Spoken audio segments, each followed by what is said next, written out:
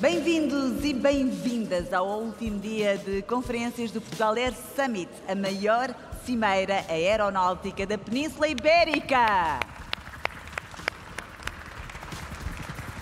Já estamos mais que acordados e preparadíssimos para este último grande dia. O tempo dedicado a debates e palestras pode estar quase a chegar ao final, mas ainda há muito para ver, diretamente daqui, do aeródromo de Ponte de Sor.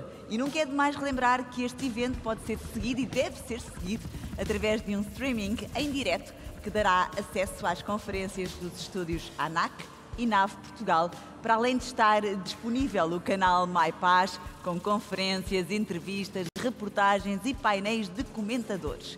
Os oradores e painéis preparados para este dia irão continuar a debater o presente e o futuro do setor da aviação em Portugal.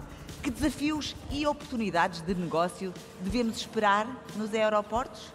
Quais os direitos dos passageiros e como está a mudar a legislação em tempos de pandemia? Estes serão alguns dos temas trabalhados ao longo do nosso dia de hoje. Tudo a postos para a descolagem? Vamos a isso. Para o discurso de abertura, eu passo então a palavra ao Ministro do Planeamento. Convosco, um aplauso, Nelson de Sousa.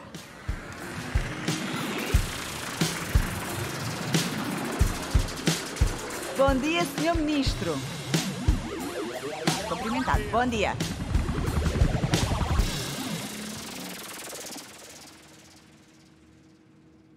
Muito bom dia a todas e a todos os participantes nesta quinta edição do Portugal Air Summit. Um agradecimento pelo convite da organização para uma vez mais participar neste encontro. Julgo que não terei falhado a nenhuma das edições. É sempre com muito gosto e honra, por que não dizê-lo, que dou o meu contributo à realização insistente e persistente desta iniciativa. Uma saudação muito especial ao recém-eleito Presidente Hugo Hilário. As minhas vivas felicitações pela sua expressiva vitória, sobretudo porque toda ela sustentada nesta gestão, nesta visão, sustentada na inovação, na atração do talento e do investimento para o seu território. Bem-aja, Hugo Hilário.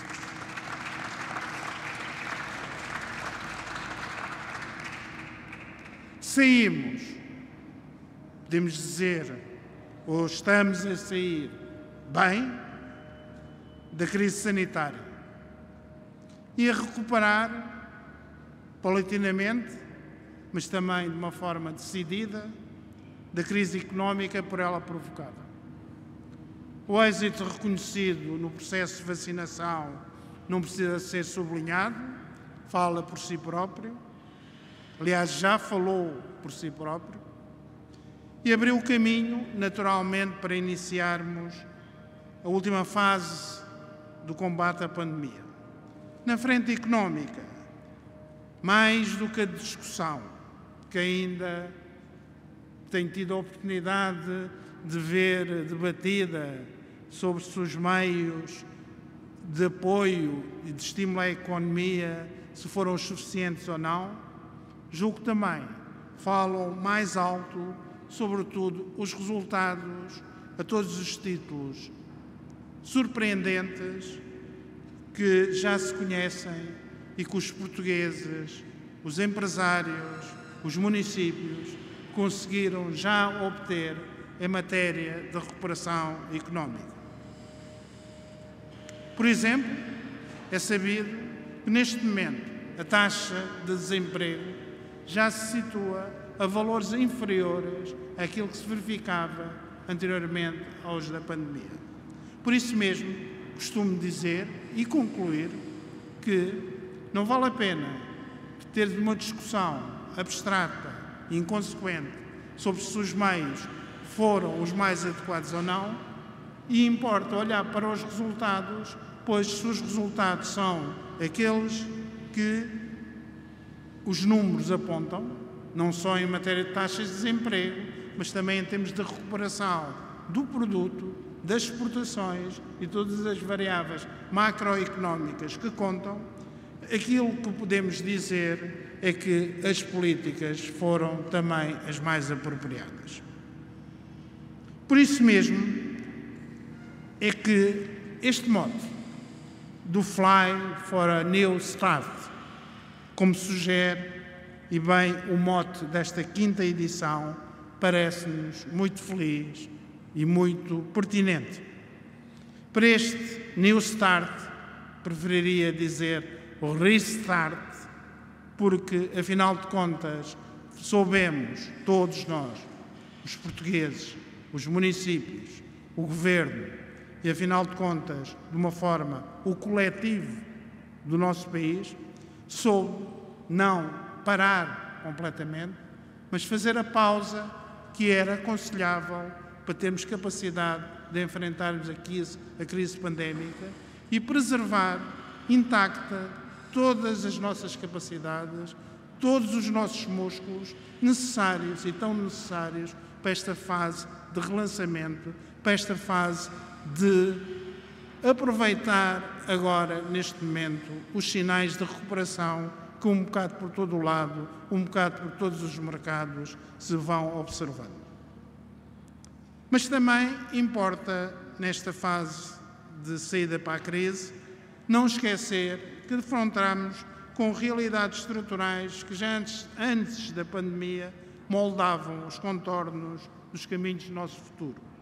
Referimos naturalmente aos desafios que já eram conhecidos, aos desafios gêmeos das transições climáticas e digital, na transição climática, na sustentabilidade e no uso eficiente dos recursos, promovendo a economia circular e dando meios de resposta ao desafio da transição energética. Tudo tendo como pano de fundo, parece, o objetivo longínquo, mas ele está aí à porta, contudo, quando são efeitos na nossa vida, na nossa economia e no nosso modo de vida, de viver e de produzir, o objetivo de alcançar a neutralidade carbónica em 2050.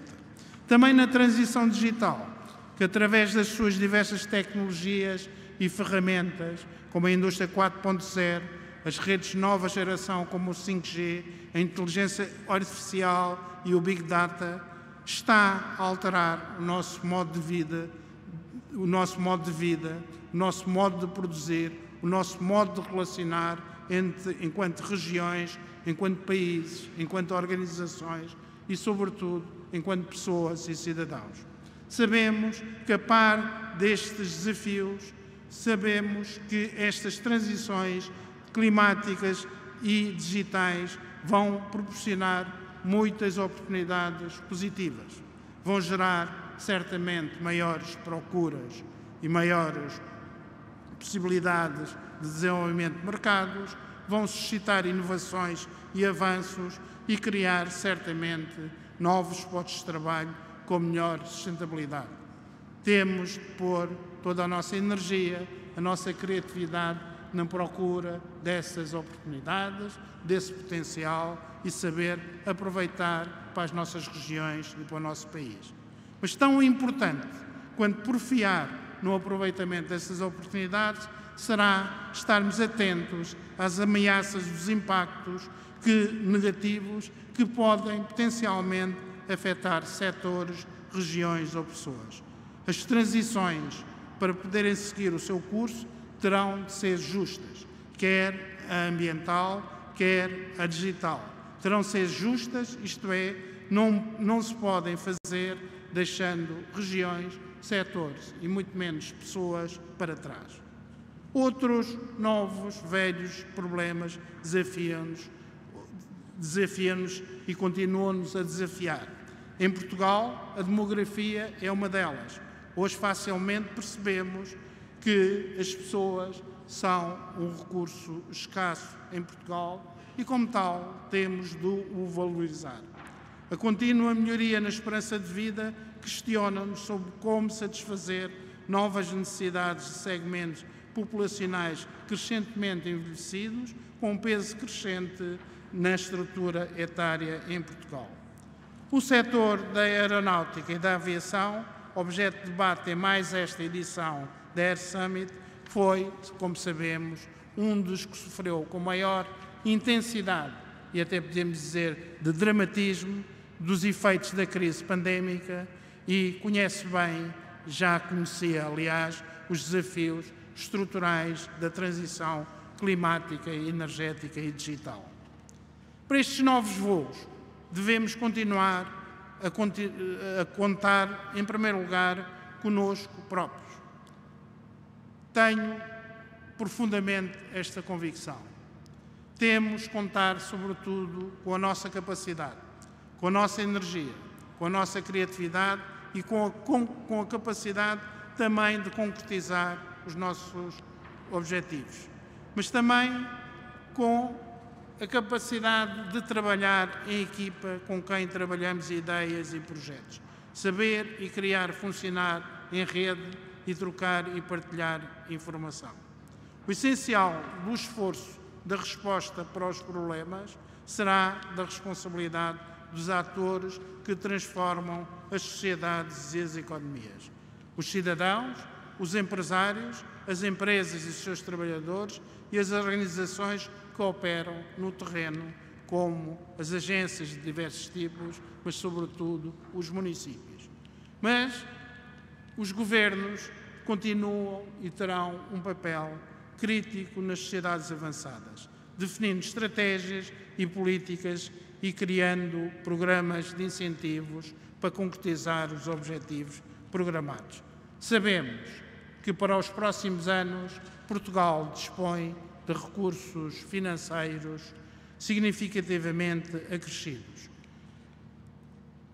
Para além dos recursos tradicionais, contamos com um adicional vindo da União Europeia, a partir do Programa de Recuperação e de Resiliência, que prefaz uma quantia significativa de 40 mil milhões de euros para até 2029. Muito se tem debatido sobre os fundos europeus nos últimos tempos em Portugal, sobre os seus resultados, sobre os resultados da sua aplicação, até sobre alguma suspeição do seu bom uso, sobre a capacidade de executar a dimensão dos fundos agora objeto de forte acréscimo. Não será certamente este o momento, nem o lugar mais oportuno para aprofundarmos o tema. Mas não queria deixar de referir aqui, nesta discussão, exemplos como o verificado aqui no município de Ponte de Soura, como bom exemplo de aplicação de fundos estruturais, neste caso mais recentes, no Portugal 2020. Muito pela dinâmica criada pela estratégia do município, foram, ao todo e até agora, apoiadas mais de 200 de projetos num município desta dimensão que representam um investimento de muito perto de 50 milhões de euros. Volto a referir 200 candidaturas de um investimento que representa muito perto de 50 milhões de euros, que beneficiaram de um apoio do Portugal 2020, portanto, desde 2015, no valor de 36 milhões de euros. Mais do que os números, conta também o perfil destes investimentos. E o perfil, a carteira destes investimentos, apontam para um perfil muito próprio de um território mais desenvolvido e mais avançado. E digo isto porque 50% desta carteira refere-se a projetos empresariais ou de entidades que prestam apoio a empresas. O que normalmente não sucede com territórios desta natureza situados mais no interior do país. Aliás, importa aqui referir que do total dos apoios, mais de um terço estão relacionados com o cluster da aeronáutica e do espaço, o que representa bem o padrão de utilização o bom uso orientado para as atividades emergentes do futuro que este município está a fazer dos fundos europeus. Esta dinâmica, naturalmente, já está a ter reflexo, inclusivamente, nas primeiras medidas lançadas no PRR. Tenho e já tive o gosto e o prazer de ter podido confirmar que no recente concurso para as agendas mobilizadoras no âmbito do Programa de Recuperação e Resiliência, estão lá, e verifiquei, a participação de um conjunto significativo, representativo de empresas aqui de Ponte de Soura, em projetos que posso dizer que são da primeira linha em termos de exigência, de inovação e de seletividade. Portanto, e dentro deste rol de eleição de projetos que se candidataram às agendas mobilizadoras, tenho o prazer de verificar que já lá estão empresas e entidades aqui de Ponte de Soura, ou seja, já disputando a primeira divisão dos apoios a nível do próprio PRR.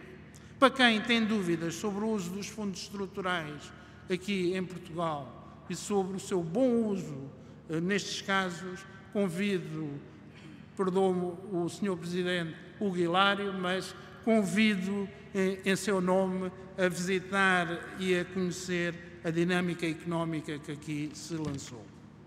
Finalizo apelando para que se dê continuidade a esta dinâmica. Os bons resultados aconselho a que se persista e que se insista no caminho trilhado, mas não sem ter em vista que se deve prosseguir sempre com uma visão de alargar e dimensionar a parceria. Sei que é este o propósito dos promotores e dos organizadores desta iniciativa, pois não existirá outra forma para garantir a sua sustentabilidade futura. Alargar e dimensionar e também, naturalmente, trabalhando em rede e em cooperação com outros parceiros que no setor e na região perseguem também os objetivos que são comuns a esta iniciativa que tão brilhantemente tem sido consolidada, passo a passo, é certo, mas de uma forma empenhada e de uma forma segura, e assim fazer deste concelho, desta região, um polo de atração de esta atividade tão importante, não só para o município, não só para o Alentejo, mas para o conjunto do país e da sua especialização produtiva. Bem-ajam e muito obrigado.